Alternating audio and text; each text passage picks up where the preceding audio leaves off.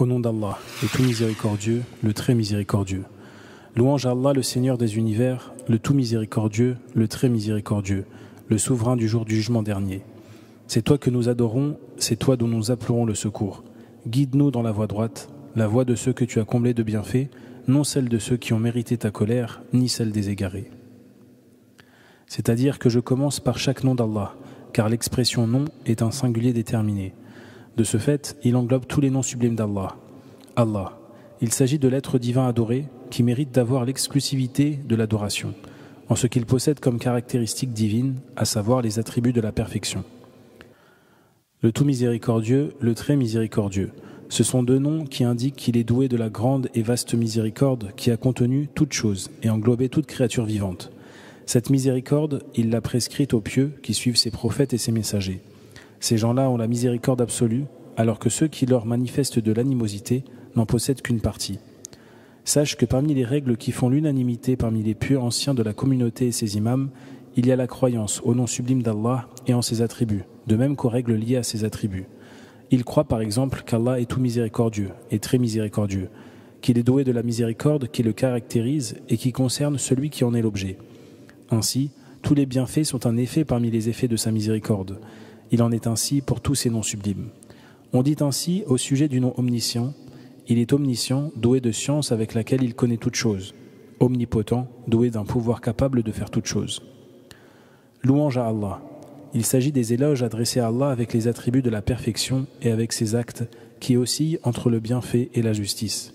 Il a droit à la louange complète à tout point de vue. Le Seigneur des univers. Le Seigneur, c'est-à-dire l'éducateur de tous les univers, de tout ce qui n'est pas Allah, par leur création, les moyens qu'il mit à leur disposition, ainsi que les bienfaits considérables dont il leur fit don, et qui sans eux, aucune existence ne leur est possible. Tout bienfait dont les créatures jouissent leur vient du Très-Haut. L'éducation par Allah de ces créatures est de deux genres, général et exclusif. L'éducation générale consiste en la création des êtres, en leur octroi de leur subsistance et en leur guidance vers ce qui constitue leur intérêt et qui est la cause de leur existence sur cette terre. Quant à l'éducation exclusive, elle concerne l'éducation de ses bien-aimés, qu'il éduque dans la foi, qu'il assiste dans cette voie et dont il perfectionne la foi. Il éloigne d'eux les choses qui les distraient et il supprime tous les obstacles qui s'interposent entre eux et lui. La réalité de cette éducation est l'éducation en vue d'acquérir tout bien et l'immunité contre tout mal.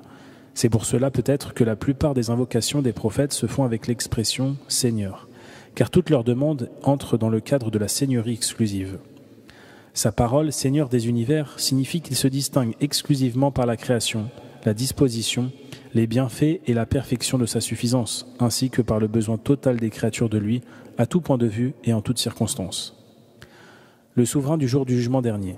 Le souverain, c'est-à-dire celui qui est doué de l'attribut de la souveraineté, dont l'un des effets est d'ordonner et d'interdire, de récompenser et de châtier, et de disposer de ses serviteurs avec toutes les formes de disposition. Il s'est ajouté aussi la souveraineté du jour du jugement dernier, c'est-à-dire le jour de la résurrection, le jour où les hommes seront jugés pour leurs œuvres, qu'elles soient bonnes ou mauvaises. En effet, ce jour-là, la souveraineté, la justice et la sagesse du Seigneur apparaîtront aux hommes dans toute leur plénitude. En revanche, tous les pouvoirs que détenaient les hommes dans ce bas monde disparaîtront, au point où ce jour-là seront égaux et les rois et les sujets, et les esclaves et les hommes libres. Tous seront soumis à sa puissance, résignés à sa grandeur, attendant son jugement, espérant sa récompense et craignant son châtiment. C'est pour cela qu'il a mentionné ce jour en particulier. Sinon, il est le souverain de ce jour-là et de tous les autres jours. Sa parole, c'est toi que nous adorons, c'est toi dont nous implorons le secours. C'est-à-dire que c'est à toi seulement que nous réservons exclusivement notre adoration et notre demande de secours. C'est là une confirmation de ce qui précède et une négation de tout ce qui est autre que lui. C'est comme si on disait « Nous t'adorons et nous n'adorons personne en dehors de toi. Nous implorons ton secours et nous n'implorons le secours de personne en dehors de toi. » L'adoration a précédé la demande de secours en vertu de l'avancement de ce qui est d'ordre général sur ce qui est d'ordre particulier, car Allah a fait précéder son droit sur le droit de son serviteur. Il y a lieu de signaler que le mot « adoration » est un nom qui englobe tout ce qu'Allah aime et agrée comme œuvre et parole apparente et secrète. Quant à la demande de secours, c'est le fait de compter sur Allah pour obtenir des avantages et éloigner des torts avec la confiance absolue d'obtenir cela. L'adoration d'Allah et le fait d'implorer son secours sont le moyen le plus adéquat pour gagner le bonheur éternel et le salut face à tous les maux. Il n'y a pas d'autre voie pour obtenir le salut en dehors de ce moyen-là. Cependant, l'adoration ne peut être une vraie adoration que si elle est inspirée de la ligne de conduite du prophète sallallahu alayhi wa sallam et qu'elle a pour but la seule face d'Allah. C'est à travers ces deux choses-là que se concrétise l'adoration dans son sens véritable. La mention de la demande de secours après l'adoration, bien qu'elle en fasse partie, a pour but de montrer le besoin de l'homme de demander secours à Allah dans tous ses actes d'adoration. En effet, si Allah ne lui apporte pas secours, l'homme ne pourra jamais accomplir ce qui lui est ordonné, ni éviter ce qui lui est interdit. Le Très-Haut a dit ensuite « Guide-nous dans la voie droite », c'est-à-dire « Indique-nous le chemin, oriente-nous et assiste-nous pour que nous empruntions la voie droite, à savoir le chemin évident qui mène vers Allah et vers son paradis. » Il s'agit de connaître la vérité et d'œuvrer avec. Guide-nous dans la voie droite et guide-nous sur la voie droite. La guidance dans la voie droite consiste à s'attacher à la religion de l'islam et à l'abandon de toutes les autres religions. La guidance dans la voie droite englobe la guidance de tous les actes religieux, aussi bien sur le plan théorique que pratique. C'est pourquoi cette invocation est considérée comme la plus globale et la plus utile pour le serviteur. C'est pourquoi aussi le serviteur est tenu d'invoquer Allah avec cette invocation dans toute unité de sa prière, en vertu de son besoin de cela.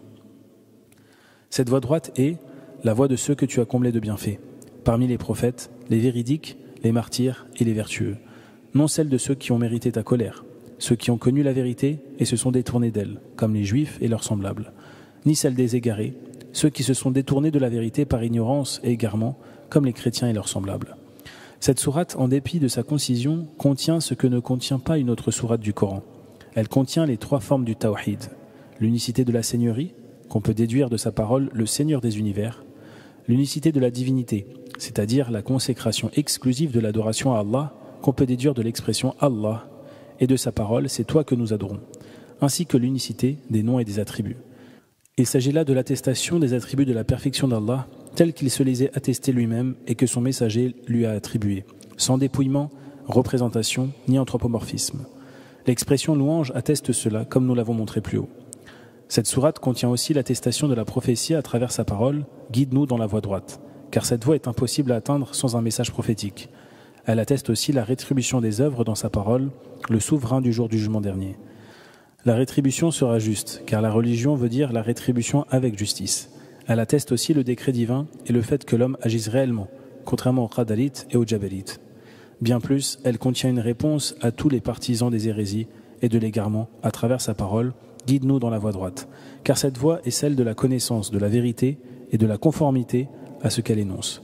Or, tout hérétique ou égaré est en divergence avec cette vérité. Enfin, elle contient la sincérité de la religion vis-à-vis d'Allah, que ce soit dans l'adoration ou dans la demande de secours, et ce dans sa parole, c'est toi que nous adorons, c'est toi dont nous implorons le secours. Louange au Seigneur des univers.